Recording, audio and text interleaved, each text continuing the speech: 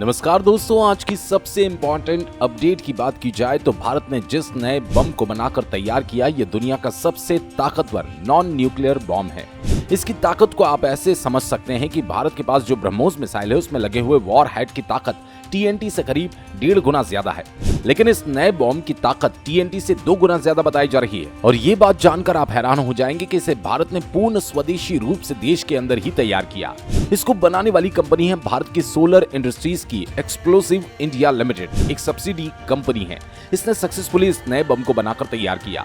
जानकारी के लिए आपको बता दें कि इस तरीके के तमाम आधुनिक बम इस कंपनी की तरफ से तैयार किए जाते हैं। रिपोर्ट्स के मुताबिक इस बम को तीनों सेनाओं में इस्तेमाल करने की मंजूरी जल्द ही दी जाएगी। इसके बाद भारत के पास जितने भी हथियार है, जहां पर भी पुराने बम्स का इस्तेमाल किया जा रहा है, वहां पर इसे रिप्लेस करते हुए सेना की ताकत को और ज्यादा बढ़ाया जा सकेगा। तो भारत की इस बड़ी उपलब्धि के लिए भारतीय वैज्ञानिकों के लिए कमेंट बॉक्स में जय हिंद जरूर लिखिए। अगली अपडेट की बात की जाए तो रूस ने यूक्रेन पर अब कई आधुनिक हथियारों से हमला करना शुरू कर दिया। रिसेंटली रिपोर्ट्स के मुताबिक यूक्रेन के न्यूयॉर्क नाम के एक गांव पर 3000 बम के साथ रूस की तरफ से हमला किया गया और इस हमले की वजह से करीब 60 लोगों की जान जा चुकी है और कई बड़े बड़े व्हीकल्स पूरी तरीके से डिस्ट्रॉय किए जा चुके हैं। और जैसे ही रूस की तरफ से इन बमों से हमला किया जाता है, दुनिया भर में चिंताएं बढ़ जाती है, क्योंकि अभी तक रूस इसमें पूरी तरीके से इन्वॉल्व नहीं हो रहा था।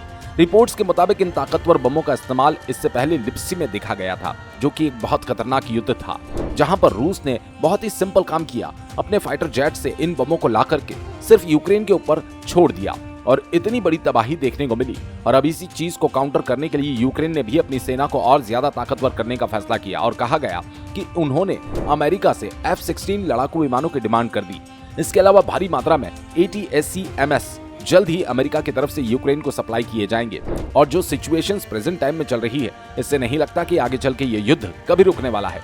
अगली अपडेट की बात की जाए तो अमेरिका इस समय पाकिस्तान की बिल्कुल जी हजूरी में लगा हुआ है और इसके पीछे एक बहुत बड़ा कारण सामने निकल कर आया, जिसके बारे में कमला हैरिस ने बड़ा खुलासा किया।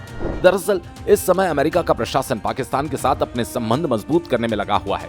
यदि आपको याद हो तो जब पाकिस्तान चुनाव के माहौल में था, तो पिछले 2 साल से अमेरिका ने सीधे मुंह पाकिस्तान से बात भी नहीं की और पाकिस्तान अमेरिका के साथ अपने रिश्तों को लेकर दुखड़ा रोता रहा।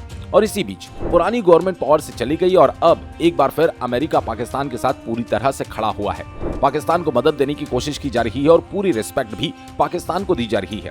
लेकिन इसके पीछे कारण है कि अमेरिका में रहने वाले पाकिस्तानी समुदायों से उन्हें काफी बड़ी मात्रा में वोट चाहिए और इस समय पाकिस्तानी मूल के मतदाताओं की संख्या भी उस जगह पर काफी अच्छी है। इसीलिए वो पाकिस्तान के साथ अपने रिश्तों को मजबूत करने में लगे हैं।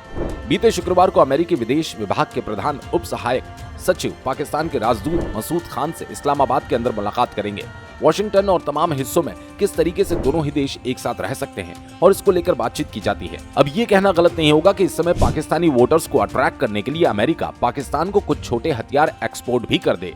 तो अमेरिका की इस स्ट्रेटेजी पर आप क्या सोचते हैं, हमें कमेंट करके जरूर बताएं। और हाँ, वीडियो अच्छा लगे तो लाइक और चैनल को सब्सक्राइब जरूर कीजिए।